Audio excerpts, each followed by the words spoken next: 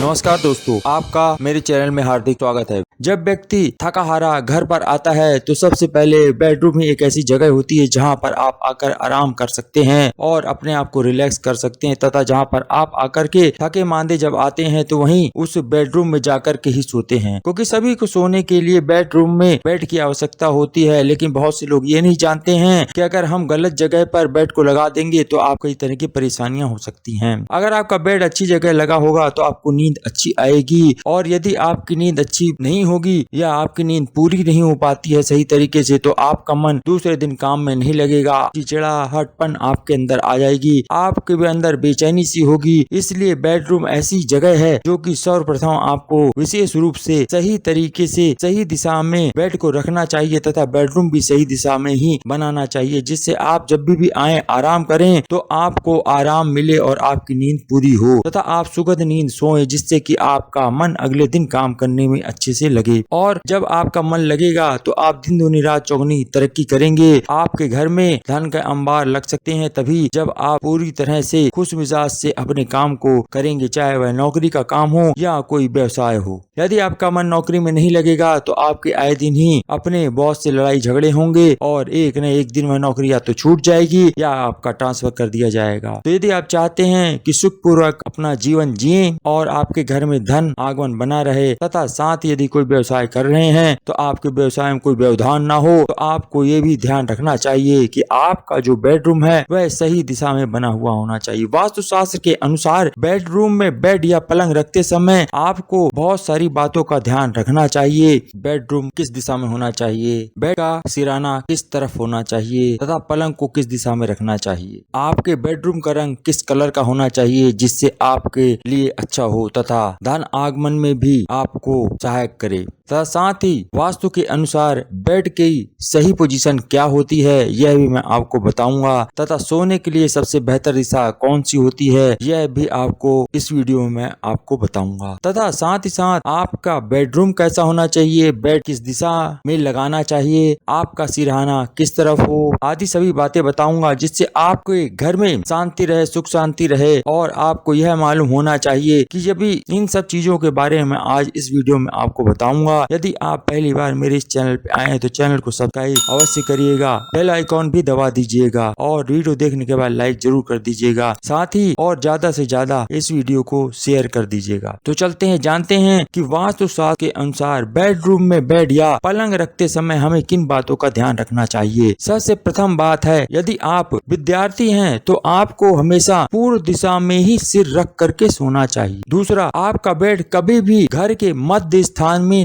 नहीं लगना चाहिए। तीसरा, वास्तुशास्त्र के अनुसार आपका सिर बेडरूम में पूर्व या दक्षिण दिशा की ओर ही होना चाहिए। आपको कभी भी उत्तर की दिशा में सिर रखकर नहीं सोना चाहिए। यदि आप बेडरूम में बेड या पलंग रखते समय इन बातों का खास ध्यान रखना चाहिए कि हमारा सिर पूर्व या दक्षिण दिशा में ही हो। चौथा, यदि किसी कारणवश से आपको पूर्व दिशा या दक्षिण दिशा में सिर रखकर नहीं सोना पड़ रहा है तो ऐसी स्थिति में आप दक्षिण पूर्व या फिर दक्षिण पश्चिम या पश्चिम दिशा में सिर रख करके सो सकते हैं। पांचवा, बेड को हमेशा बेडरूम की दक्षिण दीवार के मध्य में रखें और इसे 3 ओर से खुला रखें ताकि सकारात्मक ऊर्जा का प्रवाह बना रहे। छठवां, आपको अपना बेड कभी भी बेडरूम के किसी भी कोने से लगाकर नहीं रखना चाहिए, इससे नकारात्मक ऊर्जा घर में वास करती है। सातवां, आपको बेड रखते समय इस बात का विशेष रूप से ध्यान रखना चाहिए कि बेड का छाया चित्र कभी भी वहां रखे किसी शीशे आदि में न आए, अर्थात आपका जो बेड रखा है वह किसी उस बेडरूम में रखे हुए शीशे में नजर नहीं आना चाहिए। आठवां, आपको अपने बेड को कभी भी बेडरूम के दरवाजे के ठीक सामने नहीं रखना चाहिए और बेड के पीछे कभी भी कोई खिड़की आदि नहीं होनी चाहिए। नौवां, बेड के सामने कभी भी शौचालय आदि का द्वार नहीं होना चाहिए। अगर गलती से भी आपके घर में ऐसा है तो शौचालय के उस द्वार को हमेशा बंद करके रखें। 10वां, आपके बेड को बेडरूम में कभी भी किसी बीम के नीचे नहीं रखना चाहिए, यह अशुभ माना जाता है। 11वां, वास्तुशास्त्र के अनुसार हमेशा 4 पैर वाले बेड को बहुत अच्छा माना जाता है, परंतु आजकल के जमाने में लोगों के यहाँ जगह की कमी के कारण बेड के नीचे स्टोरेज आदि बना लेते हैं या होता है। अगर आपके साथ भी ऐसा ही है और आप ऐसी स्थिति में अपने बेड को रख रहे हैं तो उस बेड के नीचे स्टोरेज में कोई भी हैवी चीज नहीं रखनी चाहिए, यानी कोई भी भारी चीज आपको उसके अंदर नहीं रखनी है। खास तौर से बेड के नीचे कभी भी मेटल की चीजें तो आप भूल के मत रखिएगा। यह आपके घर में धन हानि के लिए सूचक होता है, क्योंकि यह भारी होता है। लोहे की कोई चीज बेडरूम के नीचे स्टोरेज में रख देते हैं तो फिर आपको शनि देव के प्रकोप का भी सामना करना पड़ सकता है। 12वां, आपको हमेशा ही वास्तुशास्त्र के अनुसार लकड़ी के बने हुए बिस्तर पर यानी बेड पर ही सोना चाहिए और यही उपयोग में लाना चाहिए। मेटल आदि से बने हुए बेड को उपयोग में लाने से आपको परहेज करना चाहिए। 13वां, वास्तुशास्त्र के अनुसार बताया गया है कि दक्षिण पश्चिम दिशा में घर का मेन बेडरूम होना चाहिए जो कि घर के मालिक का हो। साथ ही इसमें रहने वाले व्यक्ति को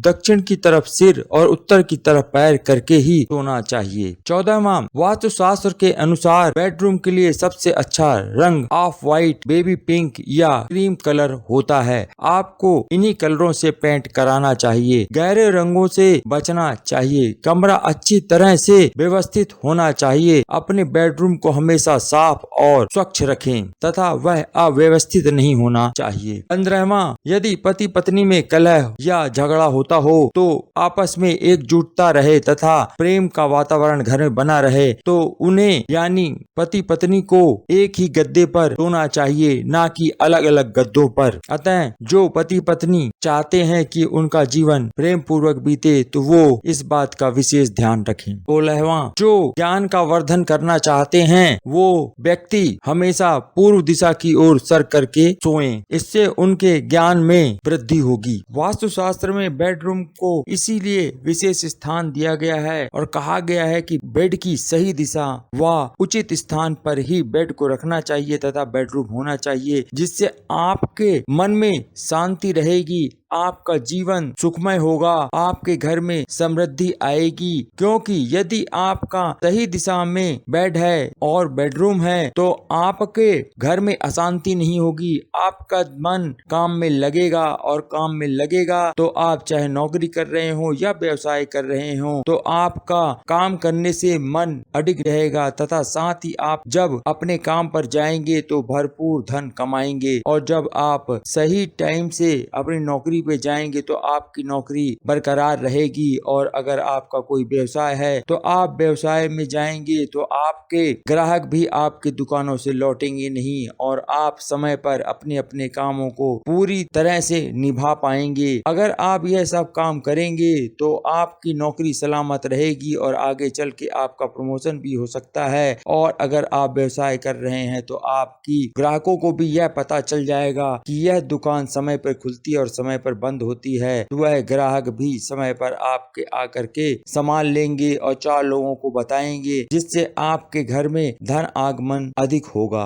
यानी यदि आपके दुकान में अधिक बिक्री होगी तो आपको अधिक धन प्राप्त होगा और यही मुख्य मकसद है वास्तुशास्त्र का कि आप सुखी रहें, संपन्न रहें और आपके घर में कभी भी धन की कमी ना हो, सुख शांति की कमी ना हो, समृद्धि की कमी ना हो। यही एकमात्र उद्देश्य है वास्तुशास्त्र के नियमों का। आशा करता हूँ यह वीडियो आपको पसंद आया होगा। ये तो वो सब बातें थी जिनसे आपको ध्यान रखना है और इन सब चीजों को आप ध्यान रखेंगे तो आशा करता हूँ आपके घर में सुख शांति होगी, साथ ही आपका घर समृद्धशाली होगा और आपके धन आगमन में किसी तरह की कोई परेशानी नहीं होगी। यदि आपको यह जानकारी अच्छी लगी हो तो वीडियो को लाइक कर दीजिएगा, ज्यादा से ज्यादा शेयर कर दीजिएगा और यदि पहली बार मेरे इस चैनल पे आए तो सब्सक्राइब करके अवश्य जाइएगा। आपने वीडियो अंत तक देखा उसके लिए आपका बहुत बहुत धन्यवाद।